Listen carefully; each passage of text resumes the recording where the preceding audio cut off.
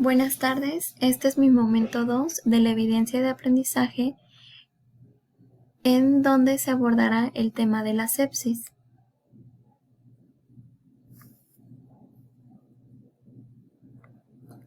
¿Qué es la sepsis? Es una infección sospechada o documentada clínica y o microbiológicamente con uno o más de los criterios del síndrome de respuesta inflamatoria sistémica, así como de otras variables. ¿Qué es el síndrome de respuesta inflamatoria sistémica? Es un proceso inflamatorio orgánico generalizado que se puede presentar con una génesis infecciosa o no infecciosa, produciendo alteraciones clínicas en 4 elementos, que consisten en la temperatura, frecuencia cardíaca, frecuencia respiratoria y recuento de leucocitos. Los 10 criterios clínicos y de laboratorio para diagnosticar sepsis son: frecuencia cardíaca mayor a 90 latidos por minuto, temperatura mayor a 38 grados centígrados o 36 grados o menor a 36 grados centígrados, leucocitos mayores a 12.000 o menores a 4.000, o bien leucocitos normales con más del 10% de formas inmaduras, frecuencia respiratoria con una presión del CO2 mayor a 20, alteración del estado mental, edema significativo o balance hídrico positivo mayor a 20 ml por kilogramo en 24 horas, glucosa en sangre mayor a 120 miligramos sobre decilitro, es decir, hiperglucemia en ausencia de diabetes, proteína C reactiva mayor a 2 veces al valor normal, procalcitonina mayor a 2 veces el valor normal, saturación de sangre venosa mixta con una saturación del volumen de oxígeno mayor a 70% e índice cardíaco mayor a 3.5 litros por minuto. Las fases del estrés metabólico en la sepsis son 2. La fase EP, que consiste en un estado de choque, caída de la perfusión tisular, velocidad metabólica disminuida y un volumen de oxígeno disminuido. Y la fase flow, en donde hay un aumento y liberación de glucocorticoides, velocidad metabólica aumentada, volumen de oxígeno aumentado, glucagón aumentado, liberación aumentada de catecolaminas, liberación de citocinas y otros mediadores lipídicos, producción de proteínas de fase aguda, excreción del nitrógeno ureico aumentado, velocidad metabólica aumentada y alteración en el empleo de nutrientes.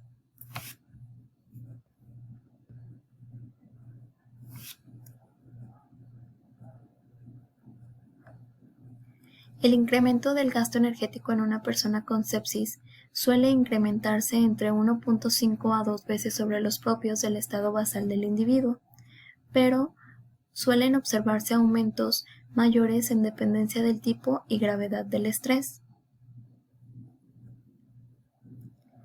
La falla orgánica múltiple en la sepsis se da a través de la perpetuación del síndrome de respuesta inflamatoria isquémica, producto de las complicaciones aparecidas durante la evolución del paciente crítico y o el tratamiento inadecuado de los factores causales.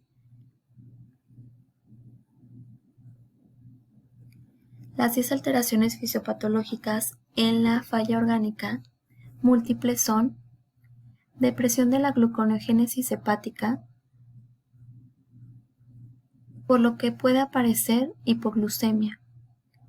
Aumenta la concentración sanguínea del ácido láctico con la consiguiente acidosis metabólica y disminución de la capacidad del hígado para sintetizar proteínas.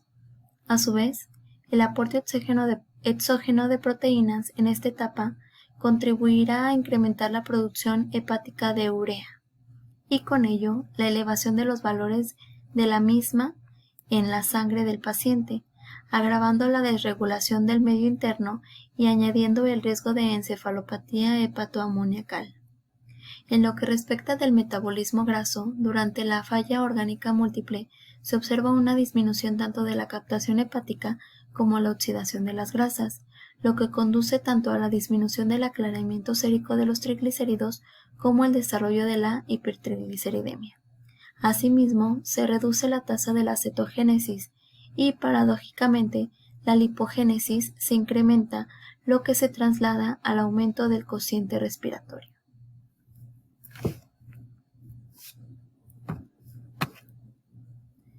La función del soporte nutricional en la sepsis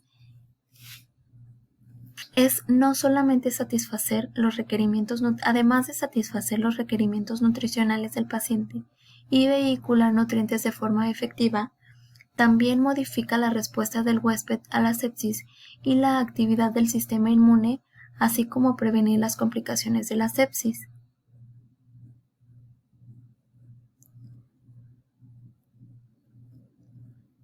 La principal función de la nutrición enteral en la sepsis es la preservación de la integridad de la mucosa intestinal y de esta manera prevenir la translocación bacteriana, en muchos casos el evento desencadenante de la disfunción orgánica. Esta se debe indicar dentro de las primeras 24 a 48 horas de diagnóstico de la sepsis y resucitación del paciente. Las consecuencias de la nutrición enteral en la sepsis son el riesgo de isquemia, sobre todo si está inestable hemodinámicamente. Nutrición completa o trófica. ¿Cuál? Y justificar la respuesta. De acuerdo con los artículos revisados, la nutrición trófica es la mejor opción en comparación con la nutrición completa.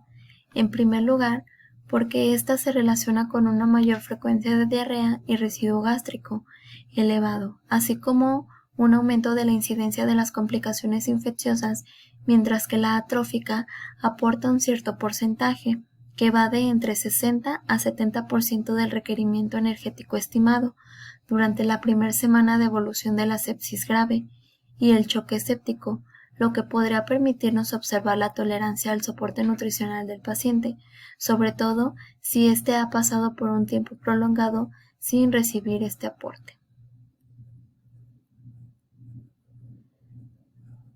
¿Cuál es la función de la nutrición parenteral y es recomendable? De acuerdo con los estudios revisados, no existe evidencia directa que respalde ni los beneficios ni los daños de la nutrición parenteral en las primeras 48 horas siguientes al diagnóstico de la sepsis. Sin embargo, se ha señalado que la mayor evidencia que se tiene se compiló con pacientes aislados en el postoperatorio de cirugías importantes, traumatismos y o grandes quemaduras. En cuanto a su recomendación, aún existe una razón incierta sobre el uso de la nutrición parenteral en la sepsis, ya que todos los resultados se han asociado con complicaciones. Sin embargo, también se concluyó sobre la aplicación de la nutrición parenteral en pacientes tanto dudosamente críticos como desnutridos. Las recomendaciones de carbohidratos en el paciente séptico va de 50 a 70% de las calorías no proteicas y en gramos de 5 a 6 por kilogramo al día. En lípidos no se debe de superar el 40% de las calorías no proteicas y va en gramos de 1 a 2 por kilogramo de peso al día, mientras que en las proteínas va de un 15 a 20% y de 1.2 a 1.5 gramos por kilogramo al día. Gracias.